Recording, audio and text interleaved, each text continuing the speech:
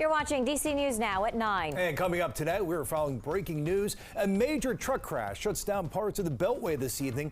We have a crew live on scene. And a classic battle between county leaders and the community fighting to block plans to expand a homeless shelter in Prince George's County. Neighbors say they weren't involved enough. And a soggy day all across the DMV. So will the rain last through the week, or will we finally see some sunshine soon? And breaking news tonight, a bad wreck involving a pair of tractor trailers on 495 in Montgomery County. Crews responding to the scene right now. You're seeing video of it there as the crash snarls traffic. Good evening and thank you so much for joining us tonight. I'm Tasmin Mahfouz. Hi, everybody. I'm Chris Flanagan. Here's a live look right now. Our DC News Now crew has been on that scene for about 45 minutes or so. We're told lanes are opening back up very slowly, but they are opening back up. You can see there. Expect residual delays, though. The crash happened on the 495 outer loop in Bethesda, right around Bradley Boulevard. We're told there are no injuries. As you can see here, there's a heavy first responder presence, so again, expect delays if you're headed out that way. And turning now to that forecast, a soggy start to the summer around the region. Some much needed rain after a major dry spell. Not the best day for sightseeing, though. As you see right here, the Lincoln Memorial barely can see it. Barely visible through the fog and that wet weather. Yeah, another muggy, rainy night here in the DMV. Chief Meteorologist Janessa Webb is here. Yeah, Janessa, more rain tomorrow and possibly some flooding to watch out for. Yeah, we're going to see some heavier pockets of rain for tomorrow afternoon into your evening. And so I want to prepare you for that.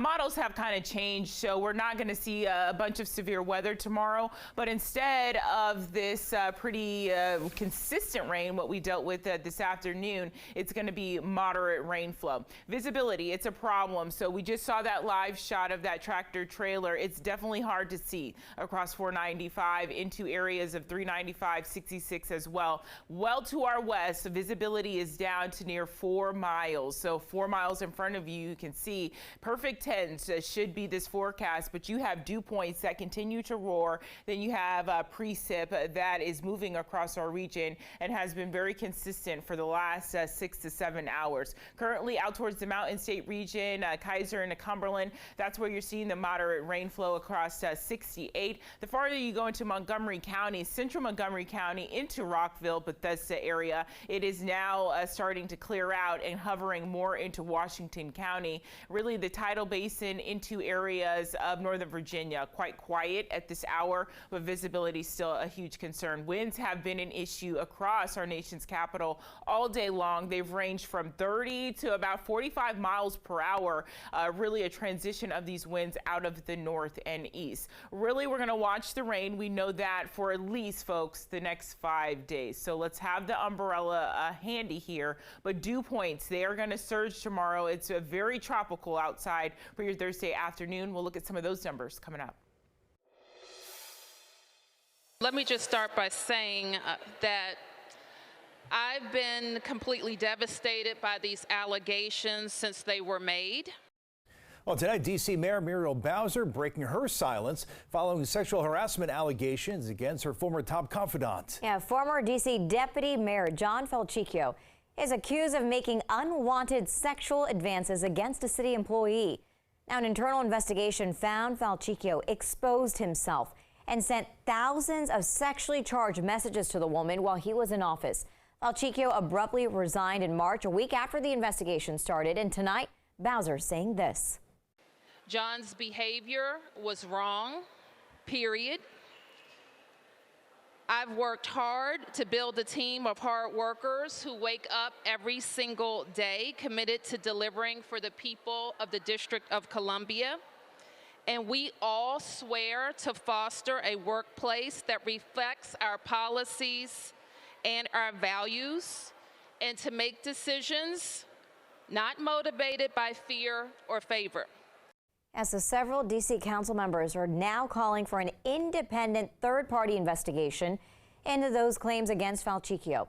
Our Leonard and Fleming has more later on tonight. Well, happening now at 9, Metro is warning about a dire need for more funding. Otherwise, transit system faces catastrophic service cuts. Right now, WMATA faces a $750 million budget shortfall. Now, without that money, Metro trains could be forced to run every 20 to 30 minutes with no night service. Plus, more than 70% of Metro bus lines could be eliminated. The impact could be felt as soon as next July. Metro officials are meeting tomorrow to discuss the issue. Hear about possible next steps coming up all new at 9:30. And meanwhile, D.C. is yet again the target of House Republicans, and this time it's broad sweeping. The newly proposed federal spending plan looks to restrict the district from implementing various policies from traffic safety measures to HIV prevention. Reporter Marielle Carbone is live for us in Glover Park tonight. And Marielle, you've read through the proposal. It seems like no policy is off limits. Yeah, that's right. The stipulations in this proposal really run the gamut. The Republicans even trying to stop the use of these automated traffic enforcement cameras. Now, here in the district, they're a big moneymaker. We're talking millions every year. Tonight, D.C. residents are frustrated yet again with this interference. It feels like the same old playbook with some new twists and turns. For D.C. resident Elizabeth Mitchell, waking up to see this draft spending bill was exhausting. I'm angry. I'm angry that this is happening again. Wednesday, a House Republican committee released this summary detailing a list of policy riders which prohibit or force a policy. It targets nearly a dozen district laws. Among them, the riders prevent D.C. from legalizing marijuana, repeal a D.C. law that allows physician-assisted suicide, and prohibit the use of traffic cameras in D.C. They use us as pawns all the time. It's disgusting. My first reaction was breathtaking, and I don't mean that in a nice way at all. Council Chairman Phil Mendelson says these riders will hurt everything from public health to a stable budget. The cuts that they proposed and some of the prohibitions will cost the district tens of millions, if not hundreds of millions of dollars. The traffic cameras alone contribute millions to D.C.'s budget. I'll have to call an emergency meeting of the council to balance our budget, and it will be difficult. It's not just one particular thing, it's the audacity. Reverend Wendy Hamilton is an advocate for D.C. statehood and says now more than ever, passing statehood is paramount. They're just going to keep picking and picking, and so it started with the criminal code. They came right behind it with the George Floyd policing act issues. Now here we are, down to traffic lights. And some of the other riders, one prohibits D.C. from banning right turns on red. Another one allows employers to discriminate based on reproductive health. Kristen Thasmin, the House committee for this proposal, it does meet tomorrow morning at 8:30. Reporting live in Glover Park tonight, I'm Marielle Carbone, D.C. News Now.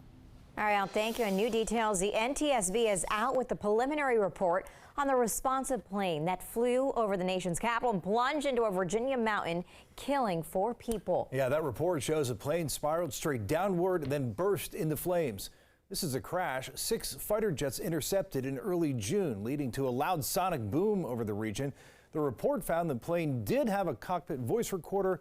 That has not been found, but the plane, though, did not have a data recorder. Yeah, so officials say air traffic controllers lost contact with the plane about 20 minutes into the flight. Still no word tonight on why the pilot was unresponsive. Well, frustrated neighbors in one Prince George's County neighborhood are pushing back against plans for a homeless shelter to be rebuilt there. They say build it somewhere else. Our Jan-Marie Sisse covers Prince George's County and joins us live from the Capitol Heights neighborhood tonight. And Jan-Marie, they're trying to work out a compromise. Yeah, that's all in the conversation right now. Now, this men's shelter behind me has been here for the past 30 years. And it's one of the few men's shelters here in Prince George's County. But directly across the street are some townhomes. And residents who live here say more conversations are needed between county leaders before they proceed.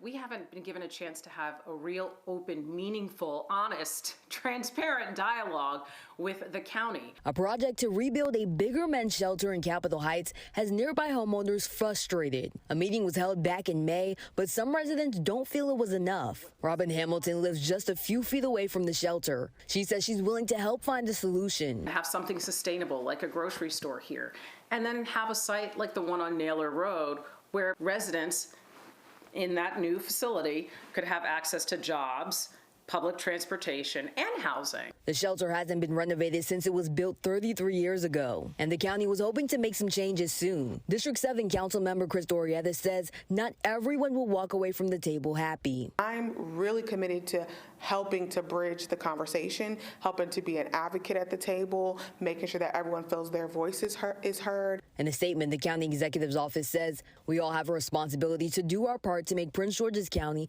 a great place to live for everyone, and that includes providing a safe place for individuals at risk of homelessness. As for Hamilton and several other neighbors, she's hoping a conversation can happen soon. We have been able to coexist with the shelter as it is, and if you truly engage with the population, with this community, we can all have a solution that benefits everybody.